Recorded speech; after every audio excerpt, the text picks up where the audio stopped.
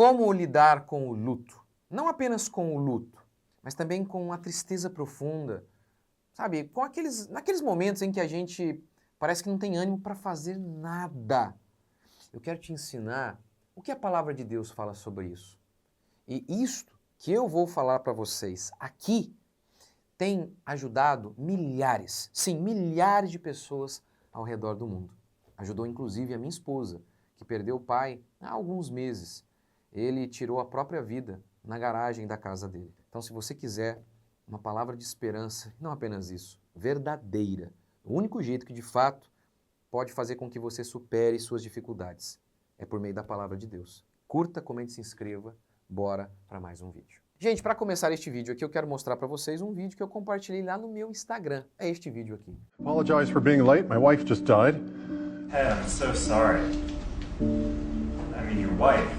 Yeah, well, as you might expect, the pain's unlike anything I've ever experienced before, but we've got a lot to do today, so let's keep moving, okay? Maura? I'm so sorry to hear that, sir. Janie was a really wonderful woman. Yes, I can confirm that, but Maura, I actually made a pledge to the President and the people of the United States to keep the nation informed as to the activities of its leader. Do you need anyone to talk to or someone to help you with anything? People, this subject is not on the agenda today. Believe me, there's nothing I'd like more than to drop down behind this podium and weep. But I can't do this. Why? Because I'm a grown man, I've got a job to do, and so do you.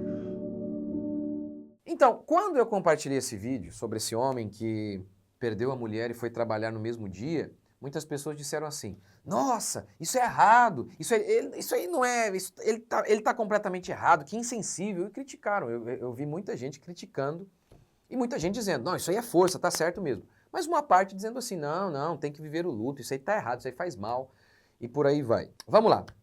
Primeiro que é óbvio, eu também acho que se ele quisesse, eu não precisaria ir naquele dia, mas eu vou defender aqui que o mais rápido possível voltar para fazer as coisas, trabalhar, enfim, qualquer coisa, é, de fato, o melhor remédio para enfrentar o luto e a tristeza profunda, o desânimo, enfim. Caminhar com os pés sangrando. Caminhar com os pés sangrando. Ficar parado, aí já era. Mas vamos por partes. Primeiro, ficar profundamente triste com a perda de alguém ou diante de algo muito ruim é completamente normal e humano. Eu tenho dito aqui no meu canal, lá no meu curso, A Culpa é do Meu Corpo, que depressão não é doença. Assista ao meu vídeo sobre isso. Mas eu nunca disse que crentes não ficam tristes. Jesus, por exemplo, chorou ao ver Lázaro morto. E pior, Jesus sabia que ele iria ressuscitar Lázaro logo em seguida. Mesmo assim, como humano que era, ele era homem e Deus ao mesmo tempo, mas a sua parte humana, ele chorou. Ou pense em Paulo. Paulo escreve a carta aos Filipenses estando na cadeia. Mas a carta, como explica Martin Lloyd Jones, e eu estou fazendo uma série sobre isso aqui no YouTube, assista. A carta, como explica Martin Lloyd Jones, é uma carta que tem como tema a alegria. Ele fala 3 vezes, alegrai-vos no Senhor. Mesmo assim, Paulo fala, olha, Deus poupou Epafrodito. Por quê? Para que eu não tivesse uma tristeza após a outra.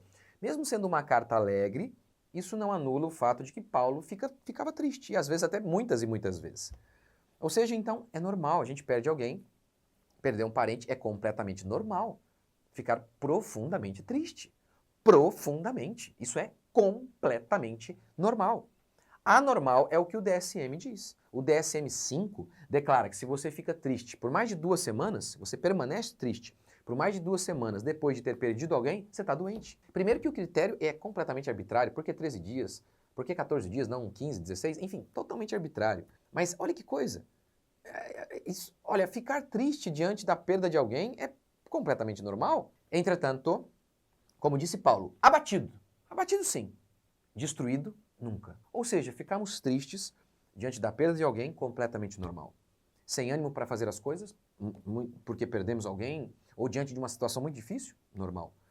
Mas destruído no sentido de, lá na lona, não querendo fazer mais nada, e fica ali, fica no quarto. Aí Paulo diz, não, isso não é normal. E isso aqui é um problema. Porque você ouve todo mundo dizendo que é normal. E isso é o que faz as pessoas permanecerem lá. E elas ficam reféns disso. Reféns disso. É o que eles dizem. A gente tem que viver o luto. Se por viver o luto você quer dizer entrar no quarto e não sair dali, e não fazer nada, não querer conversar, deixar o trabalho, as crianças de lado, a família de lado, isso está errado.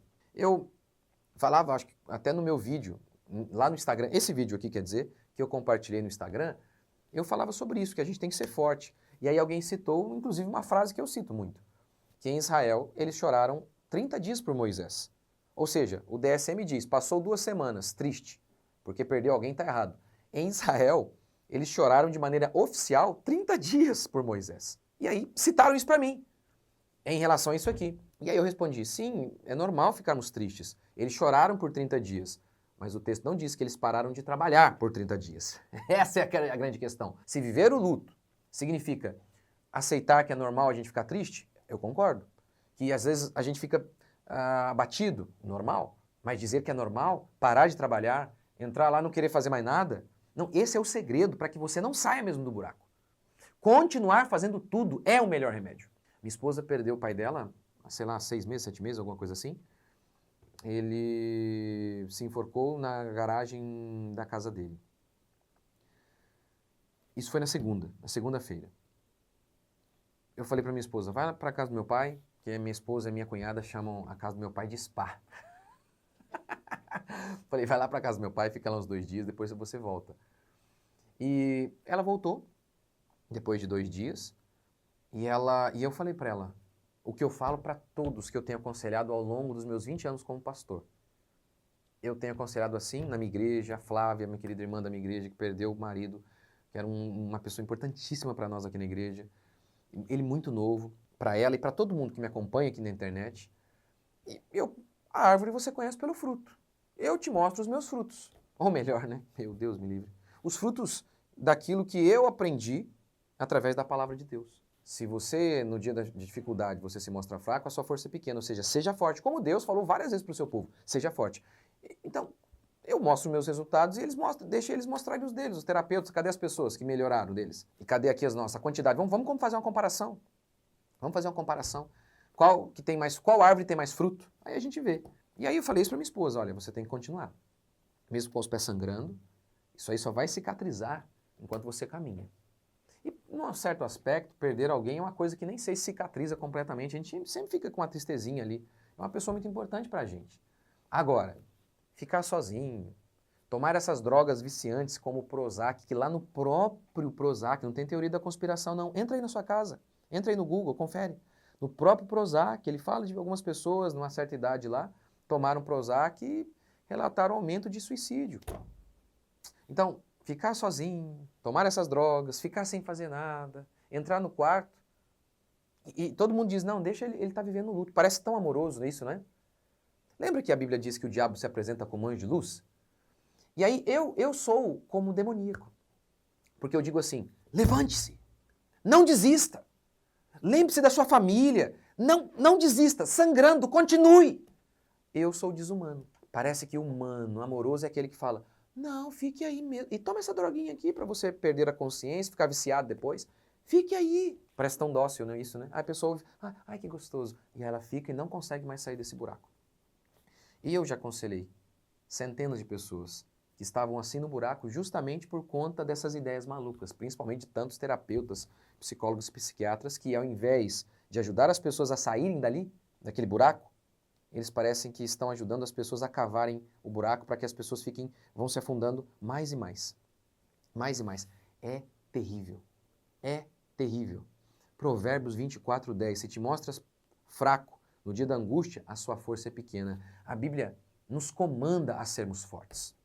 Normal ficarmos tristes diante do luto, diante de uma coisa muito ruim. Normal. Você pode ficar angustiado, como Jesus ficou angustiado até a morte. Faz parte da existência. Faz parte da existência, da nossa humanidade. E não tem problema, desde que a gente não desista. E muitas vezes, esse estado em que a gente fica lá e não quer sair mais, por conta do luto de alguma outra coisa, pode revelar ídolos no nosso coração. Em que sentido?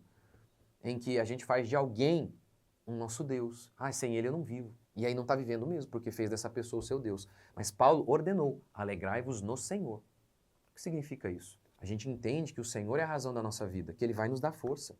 Como Abacuque declara, ainda que a figueira não floresça, o produto da oliveira minta, os campos não produzam mantimento, os corrais não haja gado, todavia eu me alegrarei no Senhor. O que ele está dizendo? Que a circunstância era de catástrofe. mas ele está entendendo que a alegria dele vem de Deus.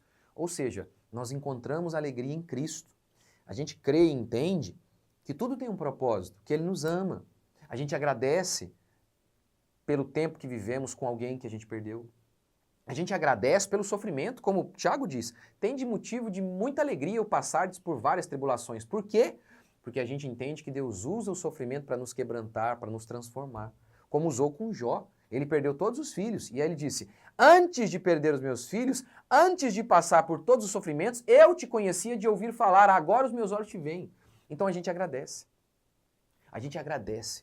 Ou seja, alegrar-se no Senhor é ter fé de que Ele nos ama, de que Ele vai usar essa circunstância ruim para o bem. É confiar nele. Isso é se alegrar em Deus. Portanto, abatido, às vezes, normal. Destruído, jamais. Com os pés sangrando, a gente sangra, faz parte. Mas parado, não. Sangrando, mas continuando. Muitas vezes também pode ter uma pitada de egoísmo. Eu lembro que eu disse isso para minha esposa, olha, você tem 4 filhos e a gente precisa de você. E impressionante como que a minha esposa, ela estava assim, triste, obviamente, dava até para ver no começo o semblante dela. Mas como que eu vi assim, tão rápido a melhora, tão rápido, porque ela nunca parou e ela pensava na gente. Então, olha que coisa, justamente o trabalho dela, que é as crianças, a casa, justamente isso a ajudou. Eu lembro de assistir o filme do Neil Armstrong, que foi o primeiro astronauta a pisar na Lua. Tem gente que diz que não pisou, né? Eu não vou entrar nesse debate não, hein?